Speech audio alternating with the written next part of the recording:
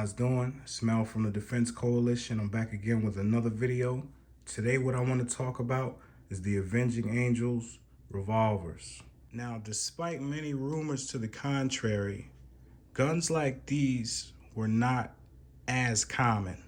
Okay, Snubnoses weren't really made out of factories like Colt and Remington, to name a couple. What many people would do for concealability, and I went over this in my 1849 pocket video, is they would take the full-size frame revolvers and they would cut them down to about 3 inches or 2 inches for concealability so they could get them into places, because open carry was a no-no in most ordinances. But nonetheless, this right here is an open top Colt model, 36 caliber, 1851 Navy, cut down with a bird's head grip on it. Now, neither one of these are historically accurate. These are what you would call fantasy guns. This right here is an 1860 Army with a bird's head grip on it. Both of them are cut down to 3-inch barrels. I picked these both up from Taylor Firearms Company, and I'm fortunate enough to live close to them where I can just walk in there and get whatever I want. Something else I wanted to talk about, there's a lot of funny business going on with these replicas, and I noticed how they were able to sneak in the 1851 Navy in 44 caliber. And the 1851 Navy never came in 44 caliber. So that is a fantasy gun. This right here is one of the only accurate things. Look at that gook in there from that. That's disgusting. That's boar butter. The only thing accurate about this is that it's in the correct caliber. Nothing else. The 1860 Army, however, this is historically accurate for being a 44 caliber. And that's the only thing accurate historically about this. So your Army had 44 caliber and your Navy used 36. Now, if you ask me which one I would prefer or which one would do the job, I'd say both of them. But you can look right here as a comparison where I have the 44 caliber projectiles on the right and the 36 caliber ones on the left. My mold wasn't hot enough. You can see the imperfections, but nonetheless, they'll still shoot. And while I'm here, I want to give a shout out to Black Powder Papa. He has a channel where he covers these extensively. He knows way more about these than I do. And I want to agree with him on one thing that he said. He said the 44 is going to leave a bigger hole. And I agree wholeheartedly with that. And with that being said, if I had to choose between these two, it'd be this one all day. I also casted some 44 Conicals. This is the .450 mold from Lee.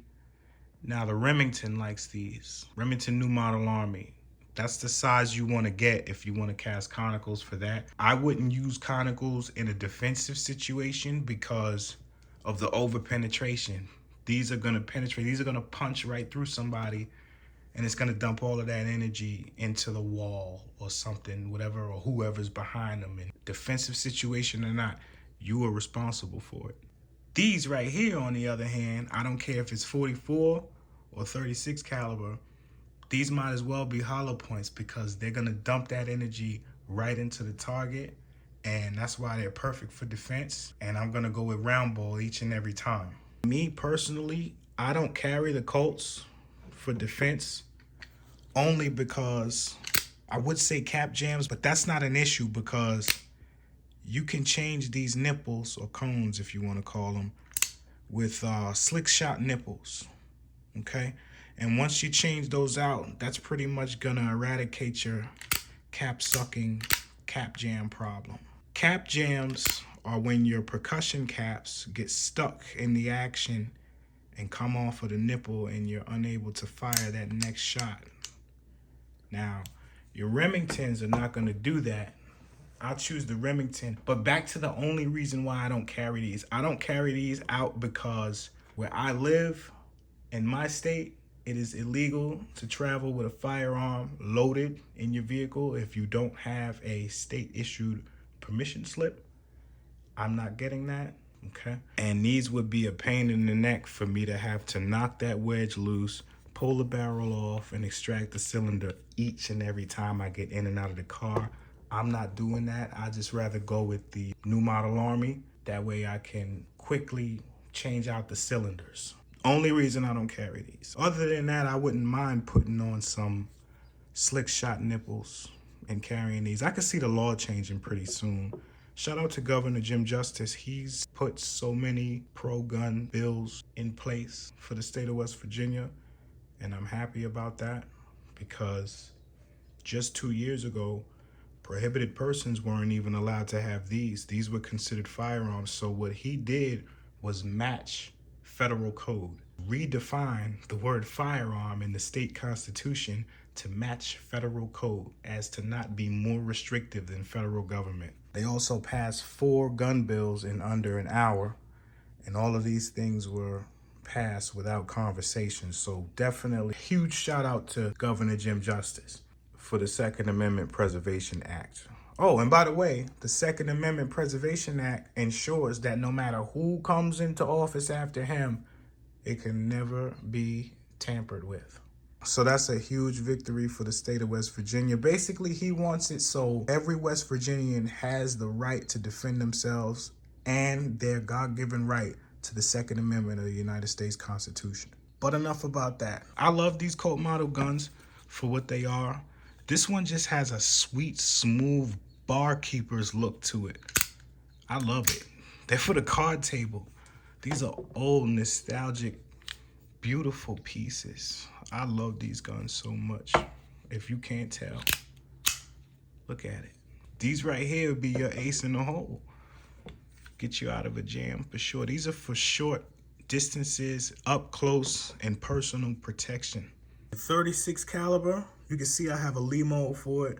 The diameter is gonna be .375, and the weight of it is 79 grains.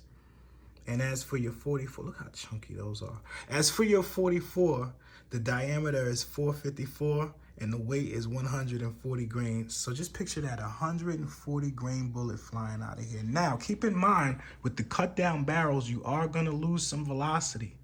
But like I said, it's not gonna matter because these are for what? Up close. So with that being said, fellas, if you're gonna carry these for defense, I recommend round ball over conical all day long. Now, both of these are gonna take triple FG. You can use 777, or you could use any other black powder or black powder substitute as long as it's not smokeless. Now, if you don't want to measure powder and all of those things, you can go out and get you some of these. These are pistol pellets. These are black powder pistol pellets. These are 4430. They're for 44 and 45, so these will work fine in your Remingtons, Colts, or even your Ruger Old Army if you're a lucky guy. Just drop them right in the cylinder, seat your ball, a little bit of boar butter, a little bit of Crisco, or even a felt wad. They make them for the 36 caliber as well. I just haven't got any. This is very modern. Shout out to Pyrex for doing this. Another neat thing about these Avenging Angel revolvers, whether it be your 1851 Navy or your 1860 Army, they both fit in this cool holster. This is a beautiful leather holster.